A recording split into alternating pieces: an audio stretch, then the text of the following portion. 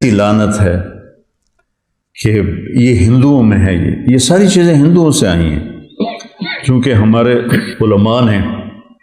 صوفیاء نے معاشرت والا دین سمجھایا ہی نہیں، تو نبی والی زندگی نہیں پیش کی کہ میرے نبی کی گھر کی زندگی کیا تھی، اولاد کے ساتھ، ماں باپ کے ساتھ، ماں باپ تو تھے نہیں، پہلے ہی فوت ہو گئے، بچوں کے ساتھ، دشمن کے ساتھ، دوست کے ساتھ، تو جہیز بھی اسی ہندوؤں کی ایک رسم ہے جو ہمارے گاٹے فٹ ہو گئی ہے، اور ہماری طرح اب تو خیر کوئی نہیں رہا یہ، پہلے جب ہم چھوٹے چھوٹے تھے تو ہمارے سارے اگلی جو تھے بزرگ وہ سارے زندہ تھے تو وہ پوری رسمیں نبھایا کرتے تھے جو بھی ہوتی تھی، تو اس میں ایک رسم تھی کہ لڑکی کا جہیز ساری بارات والوں کو دکھایا جاتا تھا، وہ چار پائیاں بچھ جاتی تھیں ہر ایک اپنے حساب سے، تو ہم نے اپنے گھروں میں دیکھا تو ایسے چار پائیاں بچ جاتی تھی، اور اس پر جناب کہیں کپڑے پڑے ہوئے ہیں، کہیں زیور پڑا ہوا ہے، کہیں جوتے پڑے ہوئے ہیں، کہیں بھانڈے پڑے ہوئے ہیں، پتیلے بھی پڑے ہوئے ہیں، اور بھائی ایک خاتون سے میں نے سنا ساڈا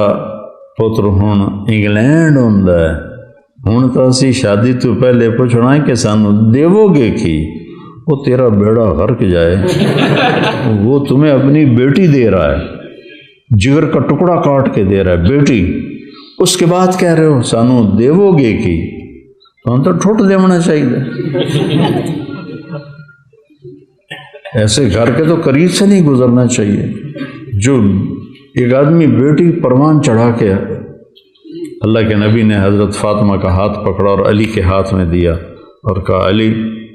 تجھے نبی کی بیٹی مبارک، سبحان اللہ، اور پھر سیدہ سے فرمایا کہ فاطمہ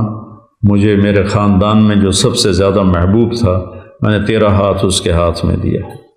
علی بن ابی طالب علیہ السلام،